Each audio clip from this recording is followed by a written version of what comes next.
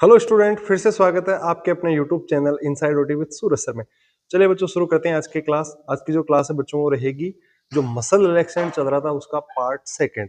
हमने part first पढ़ा, उसमें पूरा हमने देखा मसल रिलैक्सेंट क्या होता है। अपन ने थोड़ी बहुत उसकी फिजियोलॉजी भी पढ़ी थी। उसके बाद मैंने ड्रग्स के बारे में बात करी थी, सक्सिनाइलकोलिन के बारे में डिस्कस किया था पार्ट वन में। अभी हम जो डिस्कस कर रहे हैं बच्चों पार्ट सेकंड डिस्कस कर रहे हैं, जिसमें आज हम डिस्कस करेंगे नॉन डिपोलराइजिंग मसल रिलैक्सेंट के बारे में। ठीक है, अब जहां से क्वेश्चंस पूछे जाते हैं उनको थोड़ा सा हाईलाइट करते हुए चलेंगे। बाकी जो एकेडमिक के अकॉर्डिंग भी इंपॉर्टेंट रहेगा, एकेडमिक्स में तो क्या होता है पूरा आपको लिखना पड़ता है, तो वो भी सारा मैं आपको बताते हुए चलूंगा। तो चलिए शुरू करते हैं।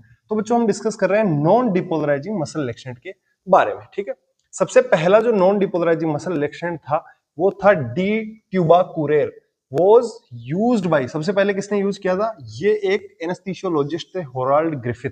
इन्होंने सबसे पहले क्या किया था, इसको यूज किया था। ठीक है, फॉर इंट्यूबेशन। अब इंट्यूबेशन की बात करते हैं हम। इंट्यूबेशन में किसको काम में लेते हैं?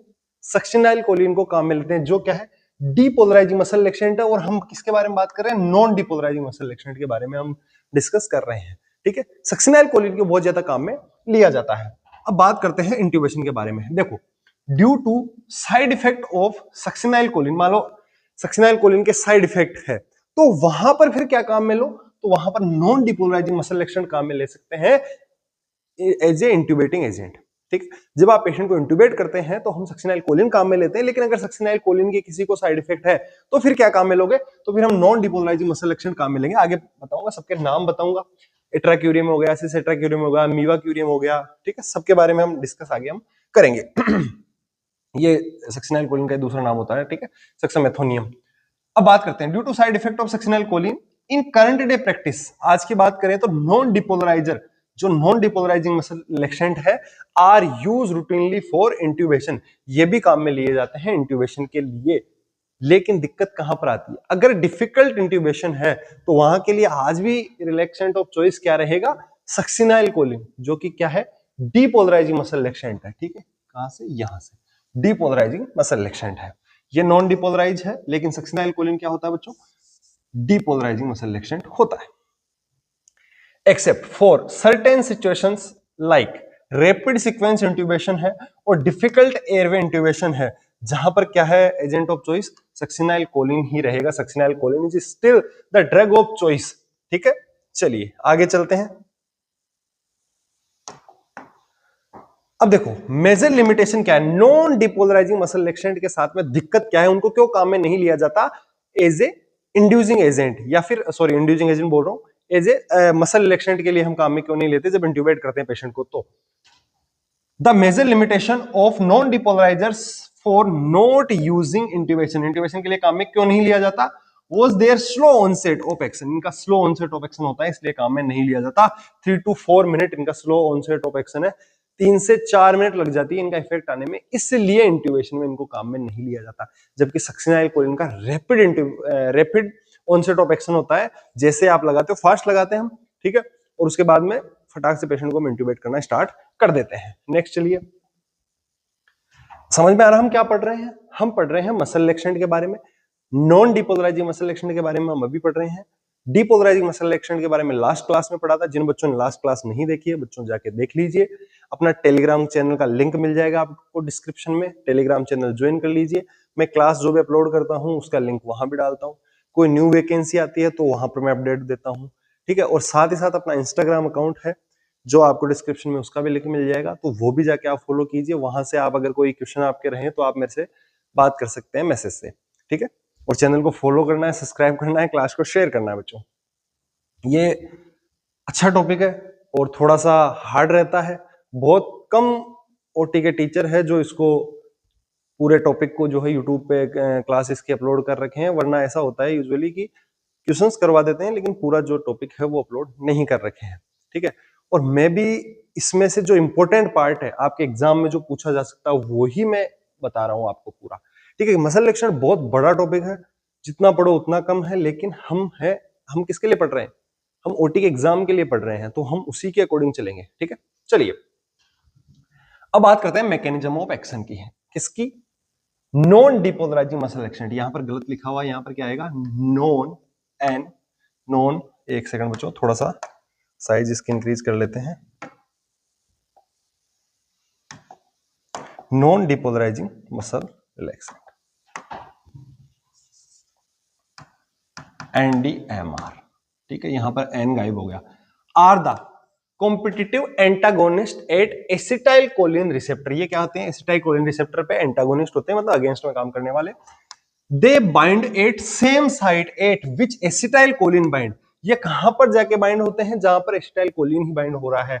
दे bind at same site at which acetylcholine binds, preventing acetylcholine to bind there, preventing depolarisation, ये वहीं पर जाके बाइंड होते हैं जहां पर एसिटाइल कोलिन को बाइंड होना होता है, उसके उसके मतलब किसके? एसिटाइल कोलिन के बाइंडिंग को प्रिवेंट करते हैं, रोक देते हैं, और उससे क्या होगा?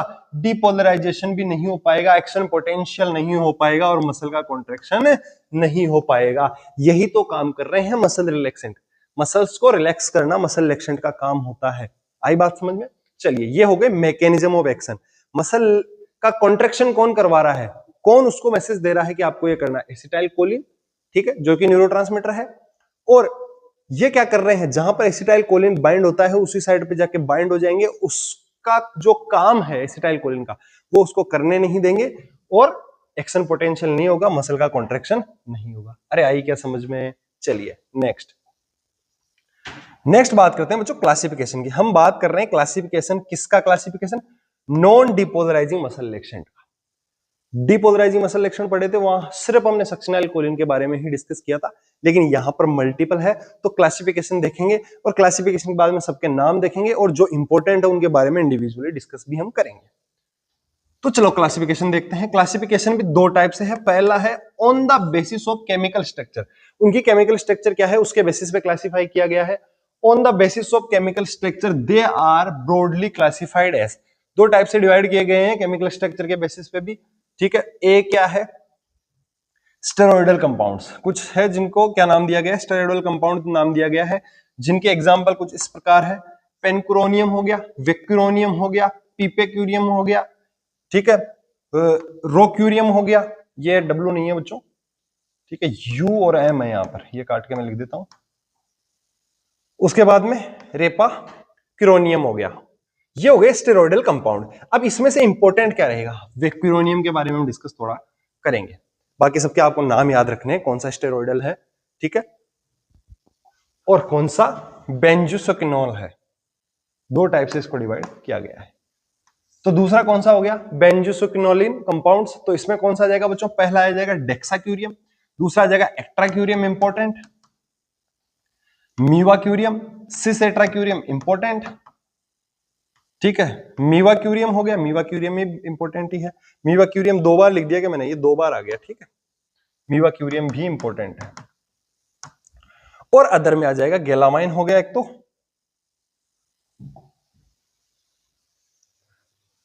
ठीक है, गेलामाइन हो गया एक तो, और एक दूसरा कौन सा हो गया? एक्विलोरोनियम। ये हो गए कौन से टाइप के? बेंजोसक्विनोल कंपाउंड हो गए। क्लियर है बच्चों? चलिए नेक्स्ट डिस्कस करते हैं। दो टाइप से डिवाइड किया गया केमिकल स्ट्रक्चर के बेसिस पे। हालांकि मेरा ये मानना है कि आज तक कॉम्पिटिटिव एग्जाम में आपसे ऐसा सवाल नहीं पूछा गया है कि नॉन डिपोलराइजिंग मसल रिलैक्सेंट को केमिकल स्ट्रक्चर के बेसिस पे कितने टाइप से डिवाइड किया गया है। पहला, कौन कौन से टाइप है और कौन सा किसमें होता है, मतलब मीवाक्यूरियम कौन से टाइप का है, ठीक है, स्टेरॉइडल है या बेंजोसक्विनोल है, कौन सा है, मतलब ये क्वेश्चन, ऐसा क्वेश्चन नहीं पूछा गया, लेकिन अपने को पता होना चाहिए, बहुत इजी है। नेक्स्ट चलते हैं। नेक्स्ट जो इनको क्लासिफाई किया गया बच्चों, वो किया गया है on the basis of duration of action, कि कितनी देर में काम कर रहे हैं। यहां से कॉम्पिटिटिव एग्जाम में क्वेश्चन पूछे जाते हैं। क्या बोल रहा है? On the basis of duration of action के बेसिस पे लॉन्ग एक्टिंग होते हैं, इंटरमीडिएट होते हैं और शॉर्ट एक्टिंग होते हैं। तीन टाइप से इनको डिवाइड किया गया है। यहां से क्वेश्चन पूछे जाने के 100% चांस होते हैं कॉम्पिटिटिव एग्जाम में, चाहे एमसीआरई हो जाए या फिर कोई स्टेट का पेपर हो जाए या ईएसआईसी हो जाए, कोई भी पेपर हो वहां पर पूछे जा सकते हैं। Long acting, doxacurium longest acting non depolarising muscle relaxant होता है, बहुत इंपॉर्टेंट रहेगा, अति आवश्यक, ठीक है। उसके बाद में कौन सा हो गया? पेनक्रोनियम हो गया, पीपेक्यूरियम हो गया, गेलामाइन हो गया। ये क्या है? लॉन्ग एक्टिंग मसल रिलैक्सेंट है।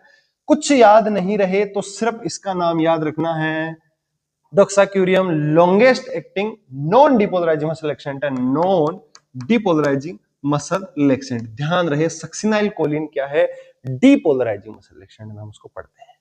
क्लियर है? नेक्स्ट आ जाओ। नेक्स्ट है इंटरमीडिएट एक्शन। ठीक है, लॉन्ग एक्टिंग देखा, अब दूसरा इंटरमीडिएट एक्टिंग। इसमें कौन सा आ जाएगा, वेक्यूरोनियम हो गया, रोक्यूरोनियम हो गया, एट्राक्यूरियम हो गया, इसका नाम इंपॉर्टेंट है, ध्यान रखना है एट्राक्यूरियम का।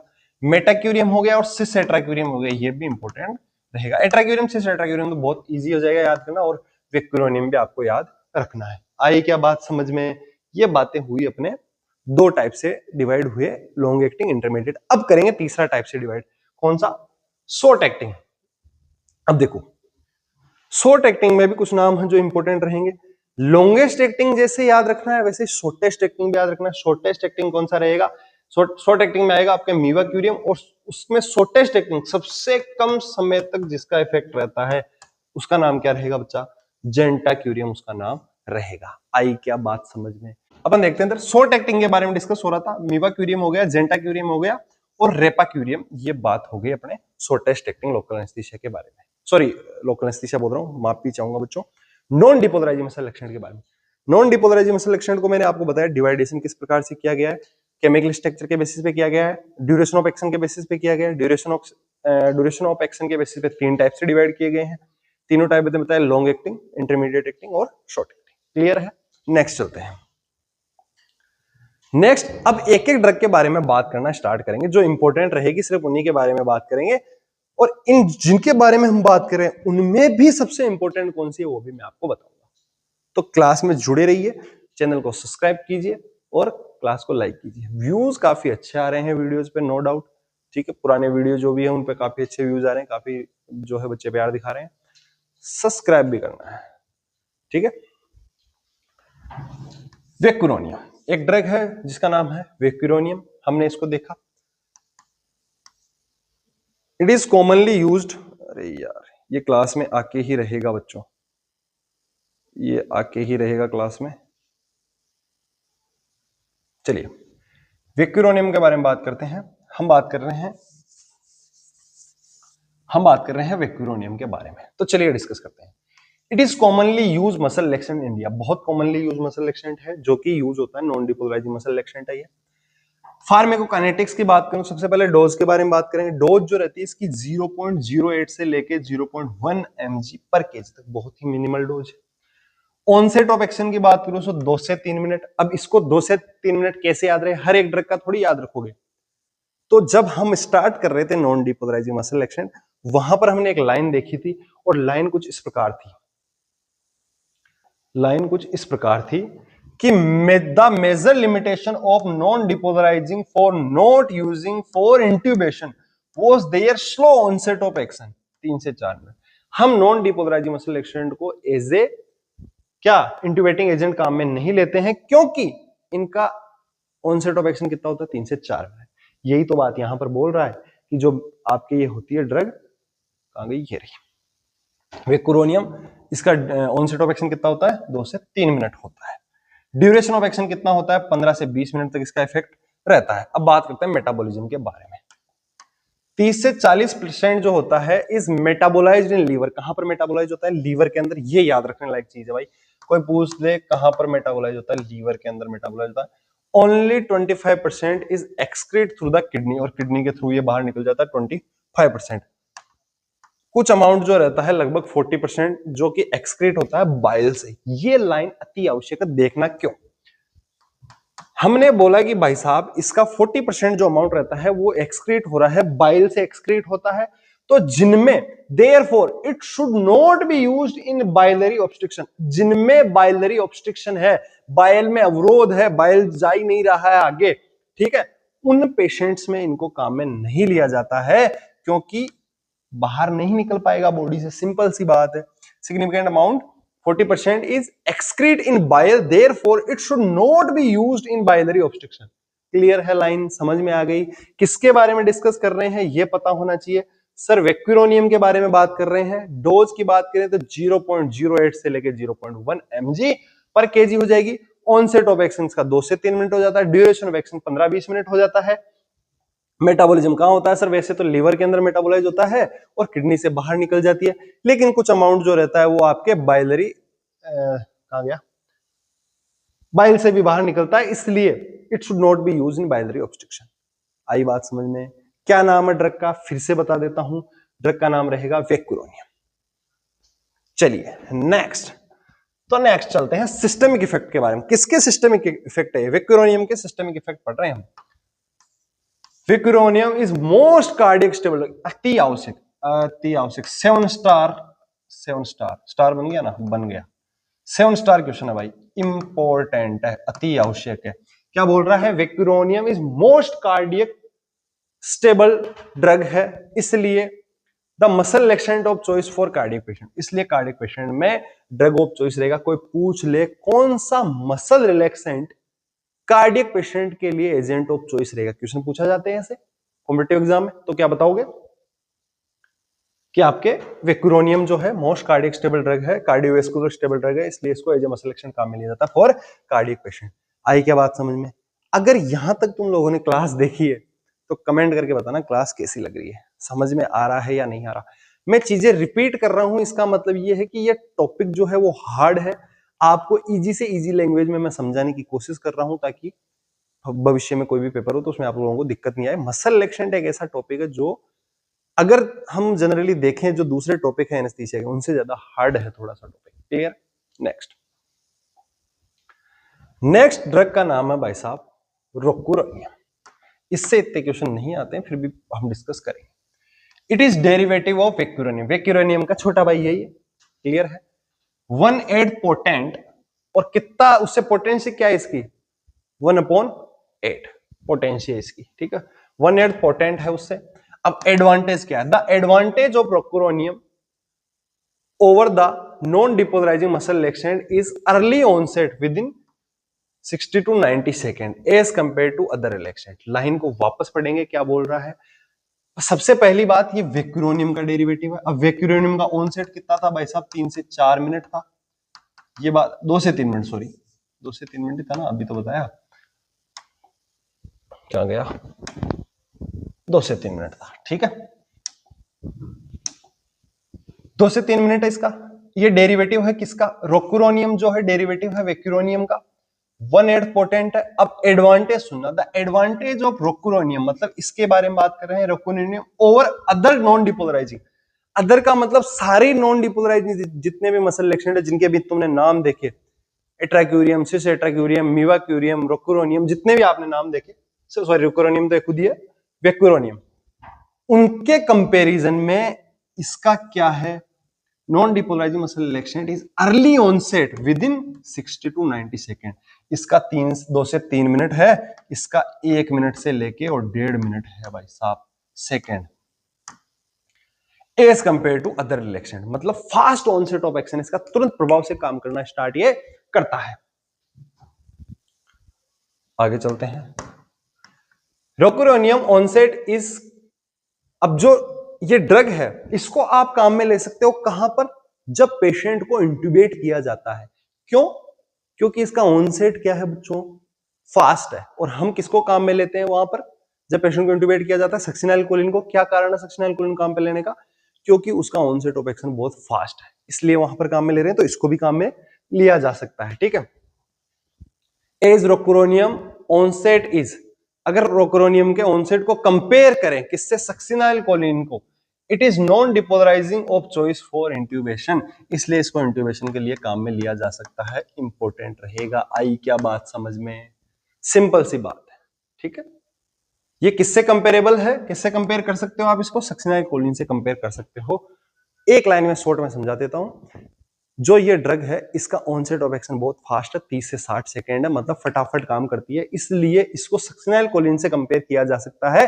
और इसको कैसे काम में लिया जा सकता है? इंट्यूबेशन के लिए काम में लिया जा सकता है एज ए ड्रग। क्लियर है? ड्रग ऑफ चॉइस रहेगा इंट्यूबेशन में, नॉन डिपोलराइजिंग में। आगे चलते हैं। रोकुरोनियम इज प्रिफर्ड ओवर वेक्यूरोनियम। रोकुरोनियम को वेक्यूरोनियम के कंपेरिजन, ये नाम में कंफ्यूज मत हो ना, वेक्यूरोनियम रोकुरोनियम एक एक बार पढ़ोगे समझ में आ जाएगा, ठीक है। ज्यादा परेशान नहीं होना है, हम पढ़ रहे हैं ये rocuronium is preferred over vecuronium for prolonged use in ICU. अगर आपको आईसीयू में भी काम में लेना है तो भी आप इसको ले सकते हो, अगर लंबे समय तक आपको आईसीयू में काम में लेना है। क्या कारण रहेगा? कारण क्या है?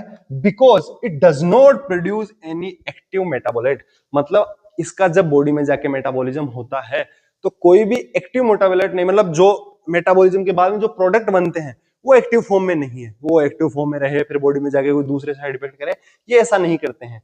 क्या होता है? एक्सक्रीट हो जाते हैं, कोई एक्टिव मेटाबोलाइट नहीं होता है। ठीक है, इसलिए आईसीयू में इसको लंबे समय तक आप आराम से काम में ले सकते हैं, कोई दिक्कत वाली बात नहीं है। It is the only non depolarising muscle relaxant which can be given by intramuscular route. Only एकमात्र रोक्यूरोनियम ही ऐसा नॉन डिपोलराइजिंग मसल रिलैक्सेंट है जिसको आप इंट्रामस्कुलर रूट से भी दे सकते हो, बाकी सबको हम आईवी दे रहे हैं। आई क्या बात समझ में? इसको कैसे दे सकते हैं? Intramuscular route. देखो कितनी अच्छी खूबियां हैं, समझ में आ रहा है? बहुत बढ़िया। नेक्स्ट भाई साहब, एजेंट यूज नाउडेज। आज के डेट में क्या काम में लिया जाता है? हमने रोक्यूरोनियम के बारे में पढ़ा, वेक्यूरोनियम के बारे में पढ़ा। ठीक है, दोनों के बारे में पूरा मैंने आपको डिटेल से बताया, एक एक लाइन समझा दी। अगर फिर भी समझ में नहीं आए कोई दिक्कत नहीं, मैसेज कर देना। इंस्टा पे डिस्क्रिप्शन में लिंक है इंस्टाग्राम अकाउंट का, जाइए फॉलो कीजिए, मैसेज कीजिए। मैं कोशिश करता हूँ रिप्लाई करने की। ज्यादातर नॉनसेंस क्वेश्चन नहीं पूछेगा, प्लीज रिक्वेस्ट आप लोगों से। आप बढ़िया क्वेश्चन पूछो, मैं आपको अच्छे से रिप्लाई करूंगा। नहीं तो कई बार ऐसा होता है कि फालतू क्वेश्चन पूछ रहे होते हैं, सर आपकी शादी हो गई क्या, बच्चे कितने हैं, तो वो फिर मैं देख के छोड़ देता हूँ यार। वो आप कोई और बात है तो बात कर सकते हैं, कोई क्वेश्चन से रिगार्डिंग है, कोई पेपर है आपके डिस्कशन है, या कई बार बच्चे मैसेज करते हैं कि सर उसका रिजल्ट कब आएगा, डीएसएसबी का कब आएगा, या किसी और एग्जाम का कब आएगा। कई बार यार मेरे को भी पता नहीं होता है। अब डीएसएसबी को मैंने खूब बार मेल कर दिया, वो रिप्लाई नहीं करते, तो उसमें तो कोई कुछ नहीं कर सकता। ठीक है, चलिए। एट्राक्यूरियम, न्यू एजेंट जो काम में लिए जाते हैं उनमें से एक है एट्राक्यूरियम। इंपॉर्टेंट रहेगा आज की क्लास के लिए। अवेलेबल एज एट्राक्यूरियम बेसिलेट, इस फॉर्म में अवेलेबल होता है। स्टोर कहां किया जाता है? 4 डिग्री सेल्सियस पे स्टोर किया जाता है, मतलब आपको फ्रिज में इसको रखना ही पड़ेगा। फार्मेकोकाइनेटिक्स की अगर बात करें, इसकी फार्मेकोकाइनेटिक्स की बात करें तो क्या है? It is an acidic compound. Acidic compound है। अब देखो ये एसिडिक कंपाउंड है, इसका मतलब इसको किसके साथ नहीं देना है? जो बेसिक हो उनके साथ नहीं देना है, वरना क्या होगा? प्रेसिपिटेट हो जाएगा। देखो, it is an acidic compound, therefore can be precipitate if given IV line containing alkaline solution like thiopentone। thiopentone का pH होता है भाई साहब 10.4, ये इसका pH है, ध्यान रहे। और इसका T हाफ जो है, T हाफ भी थायोपेंटोन का कितना होता है? 10.4 आवर। थायोपेंटोन क्या है? इंड्यूसिंग एजेंट, एक ड्रग है, इसको आज काम में नहीं लिया जाता है। इसकी जगह हम काम में लेते हैं propofol as a inducing agent. Thiopentone, जब आपको मैंने आई थिंक जनरल एनेस्थीसिया की ड्रग पढ़ा दी है, जिन बच्चों ने नहीं वीडियो देखा है जाके वीडियो देख लो, अपने चैनल पे अवेलेबल है। ठीक है, आप जाके देखो वीडियो, सारे अवेलेबल है। तो इसका पीएच होता है 10.4। 10.4 का मतलब हो गया एल्कलाइन सॉल्यूशन है। इसका मतलब क्या है? इसको किसके साथ नहीं दे सकते हो आप? एसिडिक कंपाउंड होता है। कौन कौन होता है? नाम याद रहना चाहिए, एट्राक्यूरियम। नाम याद रहना चाहिए, कौन होता है? एट्राक्यूरियम। ज्यादा बड़ा हो गया, एक सेकंड प्यारे बच्चों। ठीक है, तो थायोपेंटोन के साथ में इसको नहीं देना है। डोज के बारे में बात करें तो 0.5 mg पर केजी होता है। क्लियर है? ऑनसेट ऑफ एक्शन की बात करें सर 2 से 3 मिनट ऑनसेट होता है। ये देखो, इसका भी 2 से 3 है, जो अपन पहले पढ़ रहे थे उसका भी 2 से 3 था, बीच में अपन पढ़ रहे थे जो कि जिसका कितना था? 30 से 60 second. Clear? Onset of action 2 से 3 मिनट है। ड्यूरेशन ऑफ एक्शन की बात करें तो 10 से 15 मिनट तक इसका इफेक्ट जो है रहता है। अब इंपॉर्टेंट लाइन इसमें याद करने लायक क्या हो गई? सबसे पहले तो ये हो गई कि स्टोर कहां कर रहे हैं भाई साहब? 4 डिग्री सेल्सियस पे स्टोर कर रहे हैं, ये इंपॉर्टेंट हो गया। एल्कलाइन सॉल्यूशन होता है, सॉरी एसिडिक सॉल्यूशन होता है, तो आपको इसको ऐसे के साथ नहीं देना जो कि एल्कलाइन सॉल्यूशन रहे, जैसे कि थायोपेंटोन। डोज 0.5 mg हो गई, और ऑनसेट ऑफ एक्शन 2 से 3 मिनट हो गया। ड्यूरेशन ऑफ एक्शन 10 से 15 मिनट तक इसका ड्यूरेशन ऑफ एक्शन हो गया। क्लियर है क्या बात? चलिए फिर नेक्स्ट चलते हैं। नेक्स्ट चलिए जी, नेक्स्ट बात है भाई साहब मेटाबॉलिज्म के बारे में। दिखाई दे रहा होगा metabolism. The majority of the drug undergo spontaneous degradation. Spontaneous degradation का मतलब होता है अपने आप टूटना स्टार्ट कर देती है। ज्यादातर ड्रग तो स्पॉन्टेनियस डिग्रेडेशन में चली जाती है, कहां पर, in plasma. Called as Hofmann degradation, इसको क्या नाम दिया जाता है, हॉफमैन डिग्रेडेशन नाम दिया जाता है। ध्यान रहे, अगर क्वेश्चन पूछ लिया जाए, ठीक है, हॉफमैन डिग्रेडेशन के द्वारा मेटाबॉलिज्म किसका होता है, तो एट्राक्यूरियम का रहेगा। A small amount is metabolized in plasma stage, और कुछ अमाउंट जो होता है प्लाज्मा के अंदर स्टेज जो है वहां से भी मेटाबोलाइज ये होगा, ठीक है। उसके बाद बात करते हैं नेक्स्ट आता है Hofmann degradation is a pH and temperature dependent reaction. जो हॉफमैन डिग्रेडेशन होता है वो कहां हो रहा है, आपका प्लाज्मा में हो रहा है। ये टेम्परेचर डिपेंडेंट होता है और पीएच डिपेंडेंट होता है, ठीक है। Higher pH and higher temperature favour more degradation. PH ज्यादा रहेगा, हाई पीएच रहेगा, मतलब एल्कलाइन पीएच रहेगा, और हाई टेम्परेचर रहेगा, तो उससे क्या होगा, डिग्रेडेशन फास्ट हो जाएगा। ये हो गया आपके मेटाबॉलिज्म के बारे में बात। अब बात करते हैं सिस्टमिक इफेक्ट के बारे में। सिस्टम्स पे क्या इफेक्ट रहेगी। At higher dose produce convulsion, दौरे आ सकते हैं, अगर ज्यादा दे दिया तो कन्वर्जन आ सकते हैं, ठीक है। और एलर्जी भी कर सकते हैं। एलर्जी में ब्रोंकोस्पाज्म हो सकता है, हाइपोटेंशन हो सकता है, या फिर और रेसेस भी हो सकते हैं। इस प्रकार की एलर्जी भी आपको देखने को इसमें मिल सकती है। ये बात हुई बच्चों अपने किसके बारे में, एट्राक्यूरियम के बारे में। क्लियर है, इंपॉर्टेंट ड्रग है, इसलिए वापस से बता देता हूं। मेटाबॉलिज्म कहां हो रहा है, हॉफमैन डिग्रेडेशन के द्वारा मेटाबॉलिज्म इसका हो रहा है, प्लाज्मा के अंदर हो रहा है। हॉफमैन डिग्रेडेशन जो है पीएच और टेम्परेचर डिपेंडेंट होता है। हाई पीएच और हाई टेम्परेचर पे ज्यादा इसका डिग्रेडेशन होगा। सिस्टमिक इफेक्ट की बात करें तो ये इसमें अगर ज्यादा उसमें देते हो, आप डोज दे देते हो ज्यादा, तो दौरे भी आ सकते हैं, और एलर्जिक रिएक्शन भी हो सकती है, ब्रोंकोस्पाज्म हो सकता है, हाइपोटेंशन हो सकता है, और आपके रेसिस भी हो सकते हैं। चलिए नेक्स्ट बात करते हैं। नेक्स्ट आते हैं इसके यूज के बारे में। क्या यूज है। Atracurium metabolism is not dependent on hepatic और रीनल फंक्शन। बहुत ही इंपॉर्टेंट लाइन ये रहने वाली है। इसका जो मेटाबॉलिज्म होता है, आपने देखा कि हॉफमैन डिग्रेडेशन इसका हो रहा होता है, किस पे डिपेंड नहीं होता है इसका, तो ये नॉट डिपेंडेंट ऑन हिपेटिक और रीनल फंक्शन। रीनल फंक्शन पे और हिपेटिक फंक्शन पे इस बिल्कुल भी डिपेंडेंट नहीं है। इसका फायदा क्या है, चलिए देखते हैं। इसका फायदा ये है, it is relaxant of choice for hepatic and renal failure patient. अगर किसी के हिपेटिक फेलियर पेशेंट है या रीनल फेलियर पेशेंट है, उनको क्या दिया जा सकता है, एट्राक्यूरियम दिया जा सकता है, क्योंकि इसका जो एक तरीके से देखें मेटाबॉलिज्म है वो किस पे डिपेंड नहीं है, हिपेटिक और रीनल फंक्शन पे बिल्कुल भी डिपेंड नहीं करता है। आई क्या बात समझ में। चलिए यूजेज वापस सुन लीजिए। एट्राक्यूरियम जो है उसका मेटाबॉलिज्म डिपेंड नहीं करता है किस पे, हिपेटिक और रीनल फंक्शन पे, इसलिए ये एजेंट ऑफ चॉइस है किसके लिए, हिपेटिक फेलियर पेशेंट के लिए, रीनल फेलियर पेशेंट के लिए। न्यूबॉर्न को भी आप इसमें दे सकते हो, न्यूबॉर्न के लिए भी ये यूजफुल है। न्यूबॉर्न के लिए यूजफुल होने का क्या कारण रहा, वापस से वही लाइन आएगी कि मेटाबॉलिज्म डिपेंड नहीं कर रहा है किस पे, हिपेटिक और रीनल फंक्शन पे, और न्यूबॉर्न जो रहेगा उसका इमेच्योर हिपेटिक और रीनल फंक्शन होता है, प्रॉपर वर्क नहीं कर रहे होते हैं। ओल्ड एज जो पेशेंट रहते हैं उनमें भी आप इसको काम में ले सकते हो, क्योंकि फिर से वही लाइन आएगी, उनका हिपेटिक फंक्शन और रीनल फंक्शन जो है प्रॉपर वर्क नहीं कर रहा होता है, मतलब जो बुजुर्ग हो जाते हैं ऑब्वियस सी बात है उनका कम काम कर रहा होता है। न्यूरोमस्कुलर डिजीज है जैसे माइस्थेनिया ग्रेविस, अगर किसी पेशेंट को है, ये इंपॉर्टेंट है भाई लाइन, अगर माइस्थेनिया ग्रेविस किसी पेशेंट को है तो वहां पर भी इसको काम में आप ले सकते हो, क्योंकि किस पे डिपेंडेंट नहीं है, हिपेटिक और रीनल फंक्शन पे, ठीक है। ये दो तो इसका हो गया, और ये न्यूरोमस्कुलर डिजीज अगर किसी को है तो वहां पर भी काम में लिया जा सकता है।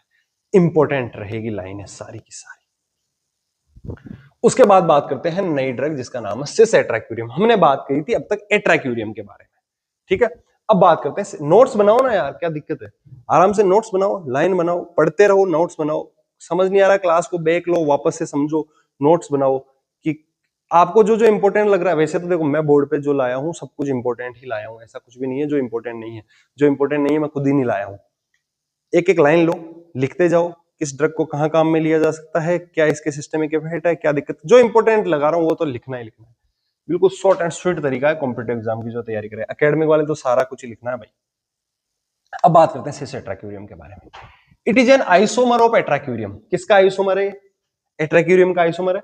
4 time more potent than atracurium. Atracurium से 4 गुना ज्यादा पावरफुल ड्रग है ये, ठीक है।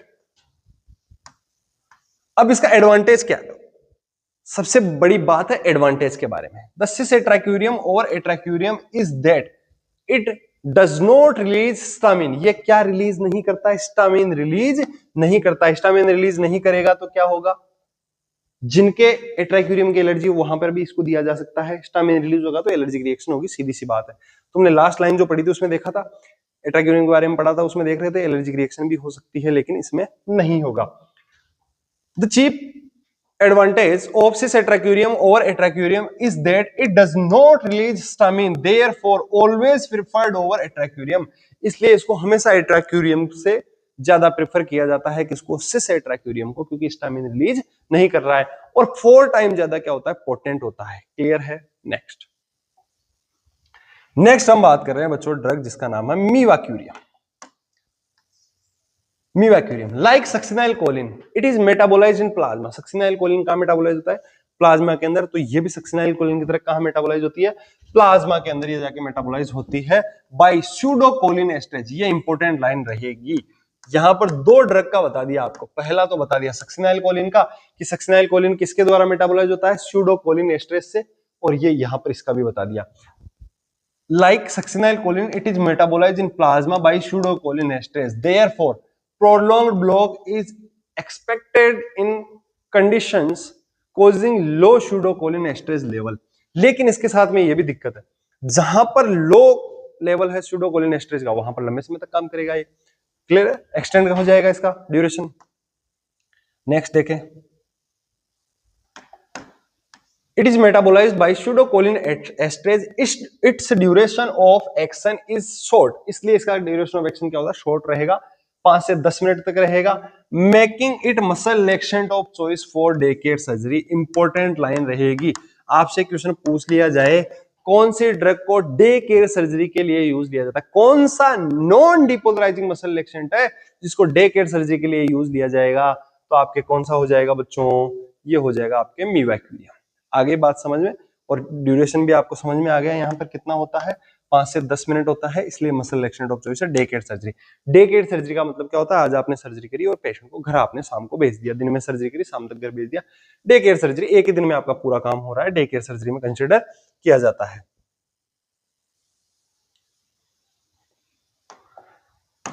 The major side effect is histamine release, लेकिन इसके साथ में दिक्कत क्या है? वही वापस से स्टामिन रिलीज करता है, मतलब एलर्जिक रिएक्शन देखने को आपको मिल सकती है। आगे बात समझ में, जहां भी आए स्टामिन रिलीज कर रहा है मतलब एलर्जिक रिएक्शन के बारे में तो बात हो रही है। चलिए नेक्स्ट ड्रग है जिसका नाम है डोक्साक्यूरियम। डोक्साक्यूरियम के बारे में एक लाइन आप लोगों ने भी स्टार्ट हो रही थी क्लास जब पढ़ी थी, वापस बताऊं क्या क्या लाइन थी? अरे एक एक लाइन याद कर लो भाई, ऐसे थोड़ी होता है। कहां गया डोक्साक्यूरियम? ये रहा। क्या देखा था डोक्साक्यूरियम के बारे में? लॉन्गेस्ट एक्टिंग लोकल एनेस्थीसिया है। सॉरी बच्चों, मैं लोकल एनेस्थीसिया बार बार बोल रहा हूं, लोकल एनेस्थीसिया नहीं। क्या देखा था डोक्साक्यूरियम के बारे में? Longest acting non depolarising muscle relaxant है। अरे लोकल एनेस्थीसिया के भी नोट्स बनाए थे किसी बच्चे को, मतलब प्रोवाइड करवाए थे, थोड़ा मैं भी पढ़ रहा था तो बस वही वो आ रहा है। चलिए बात करते हैं डोक्साक्यूरियम के बारे में। डोक्साक्यूरियम के बारे में क्या लाइन है? Doxacurium longest duration of action 60 minute, longest acting non depolarizing agent, 60 minute तक इसका इफेक्ट रहता है। बाकी सबका 13-14 मिनट 15 मिनट इतना ही है। ये क्या है? लॉन्गेस्ट एक्टिंग है, 60 मिनट तक इसका इफेक्ट है। हाईली पोटेंट है, ठीक है, बढ़िया पोटेंसी भी इसकी बढ़िया है। Most potent non depolarising muscle action है। बहुत पोटेंट का मतलब क्या है? पोटेंसी का मतलब था पावर। अब देखो next, almost complete elimination as, अब ये जैसे आप दे रहे हो उसी फॉर्म में बाहर निकलेगा। Almost complete elimination as unchange drug by kidney make it least preferred drug by clinic. Next, अब ये तो हमने ड्रग्स के बारे में पढ़ लिया, पूरी ड्रग्स हमने पढ़ ली अच्छे से। जो जो ड्रग थी, चाहे एट्राक्यूरियम हो गई, मेवाक्यूरियम हो गई, सिसएट्राक्यूरियम हो गई, नॉन डिपोलराइजिंग मसल रिलैक्सेंट हमने पढ़े, उनको हमने ड्यूरेशन ऑफ एक्शन के बेसिस पे डिवाइड किया, केमिकल स्ट्रक्चर के बेसिस पे डिवाइड किया, सबके बारे में हमारा डिस्कस हो गया। एक एक इंडिविजुअल ड्रग्स भी हमने पढ़ ली है। अब थोड़ा सा देख लेते हैं कौन से फैक्टर है जो प्रोलॉन्ग ड्यूरेशन करते हैं नॉन डिपोलराइजिंग ब्लॉकर्स की। ठीक है, factor prolonging the neuromuscular blockage. पहला, बच्चे हैं उनमें इफेक्ट लंबा रहेगा, ओल्ड एज उनमें रहेगा, ओबेसिटी मोटापा है उनमें है, ठीक है। ये कुछ फैक्टर हैं जिनसे लंबे समय तक इफेक्ट आपको देखने को मिलेगा। हिपेटिक डिजीज है तो आपको मिलेगा, चाहे नॉन डिपोलराइजिंग हो चाहे डिपोलराइजिंग मसल एक्सीडेंट हो, दोनों में। रीनल डिजीज है तो उसमें नॉन डिपोलराइजिंग मसल एक्सीडेंट का लंबे समय तक इफेक्ट देखने को मिल रहा है। लोकल एनेस्थीसिया के साथ में अगर आप दे रहे हैं तो भी आपको लंबे समय तक इफेक्ट देखने को मिल रहा है। हाइपोथर्मिया है पेशेंट को तो भी आपको इनका लंबे समय तक ड्यूरेशन देखने को मिल रहा है। हाइपोथर्मिया में क्यों? क्योंकि जो मेटाबॉलिज्म होता है वो स्लो हो जाता है हाइपोथर्मिया में, जब टेम्परेचर बॉडी का कम रहेगा, उसको बोल रहे हैं अपन हाइपोथर्मिया।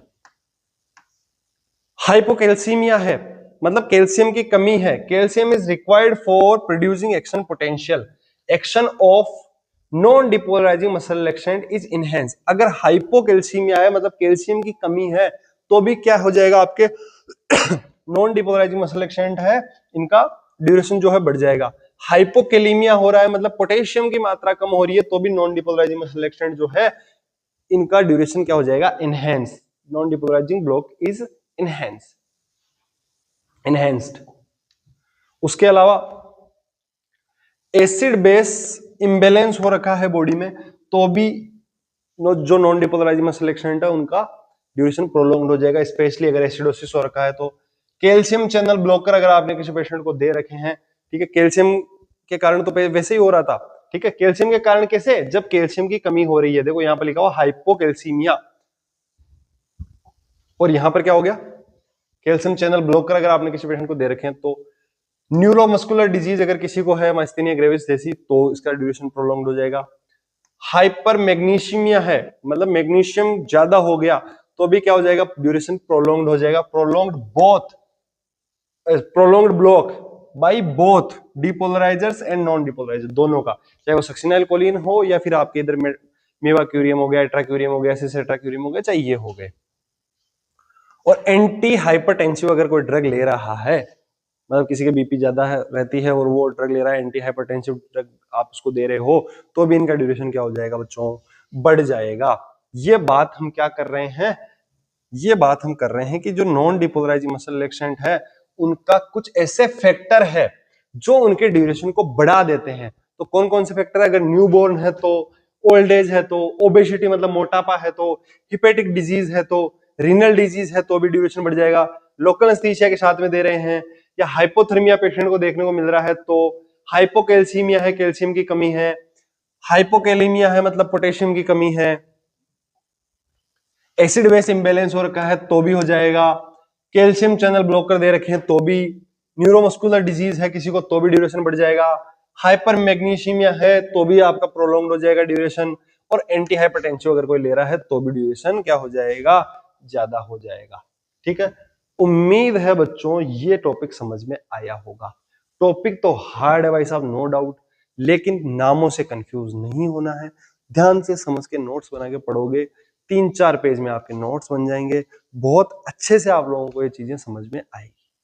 तो पार्ट फर्स्ट देखना, उसके बाद पार्ट सेकंड देखना। हालांकि वैसे तो नॉन डिपोलराइजिंग मसल रिलैक्सेंट और आपके डिपोलराइजिंग मसल रिलैक्सेंट दोनों अलग अलग है, वहां मैंने पूरा सक्सिनाइल कोलिन बताया है, यहाँ पर अपन ने ज्यादा ड्रग्स के बारे में बात करा, 3-4 ड्रग डिटेल से बताए हैं, बाकी सबके मैंने नाम आप लोगों को बताए हैं। अब जो अगली क्लास रहेगी उसमें हम देखेंगे रिवर्सल ऑफ ब्लॉक, कि आपने मसल रिलैक्सेंट दे तो दिया पर उसका रिवर्सल भी तो दो भाई साहब। तो रिवर्सल ऑफ ब्लॉक के बारे में हम करेंगे नेक्स्ट क्लास में बात। तो चलिए बच्चों, thank you so much. Channel को सब्सक्राइब करना, डिस्क्रिप्शन में लिंक है टेलीग्राम का और इंस्टाग्राम अकाउंट का, दोनों को जाके फॉलो कीजिए, क्लास को शेयर कीजिए। Thank you so much guys, see you soon.